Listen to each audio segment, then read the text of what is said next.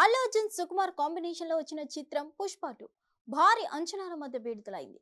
ప్రపంచ వ్యాప్తంగా రిలీజ్ అయి మంచి సక్సెస్ తో దూసుకుపోతుంది. మొదటి రోజు కలెక్షన్స్ 300 కోట్లకు పైగా గ్రాస్ వసూళ్లు వస్తాయని అంచనాలు వేస్తున్నారు. ఫ్యాన్స్ మాత్రం సినిమా సక్సెస్ పై ఆనందంగా ఉన్నారు.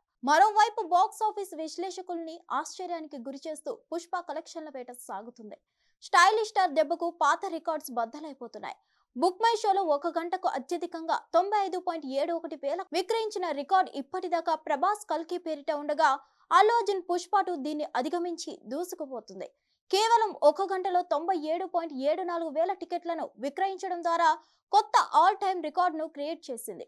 ఇదంతా పక్కన పెడితే డిసెంబర్ 4వ తేదీన రాత్రి పుష్ప 2 బెనిఫిట్ షోలు వేశారు. పుష్ప 2 ప్రీమియర్స్ వేగంగా హైదరాబాద్ సంధ్య థియేటర్ కి ఫ్యాన్స్ తో కలిసి సినిమా చూడడానికి అల్లు అర్జున్ మూవీ టీం వెళ్లారు. దాంతో అక్కడికి అల్లు అర్జున్ రావడంతో భారీగా అభిమానులు వచ్చారు.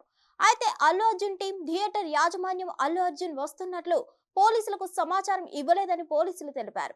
భారీ సంఖ్యలో జనాలు ఉండడం, అల్లు అర్జున్ రాగానే అతని బౌన్సర్లు జనాల్ని నెట్టేయడంతో తొక్కిసలాట జరిగి ఓ మహిళ మృతి చెందగా, ఆ మహిళ కుమారుడు స్పృహ తప్పి హాస్పిటల్లో చికిత్స తీసుకుంటున్నాడు. ఈ ఘటన సంచలనంగా మారింది. ఇప్పటికే అల్లు అర్జున్ టీం పై థియేటర్ యాజమాన్యంపై పోలీసులు కేసు నమోదు చేయగా, తాజాగా అల్లు అర్జున్ పై కేసు నమోదు చేశారు పోలీసులు. కాగా సంధ్య థియేటర్ లో పుష్ప 2 బెనిఫిట్ షో సందర్భంగా జరిగిన తొక్కిసలాట ఘటనతో ప్రభుత్వం అప్రమత్తమైంది. ఇలా ఘటనలు మరోసారి జరగకుండా ఉండేందుకు సంచలన నిర్ణయం తీసుకుంది. ఇకపై తెలంగాణలో బెనిఫిట్ షోలకు అనుమతులు ఇవ్వబోమని ప్రకటించింది.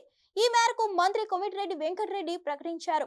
ఇకపై బెనిఫిట్ షోలకు అనుమతులు ఇవ్వబోమని తెలిపారు. హిట్ టీవీ యాప్ ని డౌన్లోడ్ చేసుకోండి. ఇందులో short news, live news, entertainment movies అన్ని అవైలబుల్ గా ఉన్నాయి. Please download Hit TV app. Hit TV app. Hit TV యాప్ని ఫ్రీగా డౌన్లోడ్ చేసుకోండి.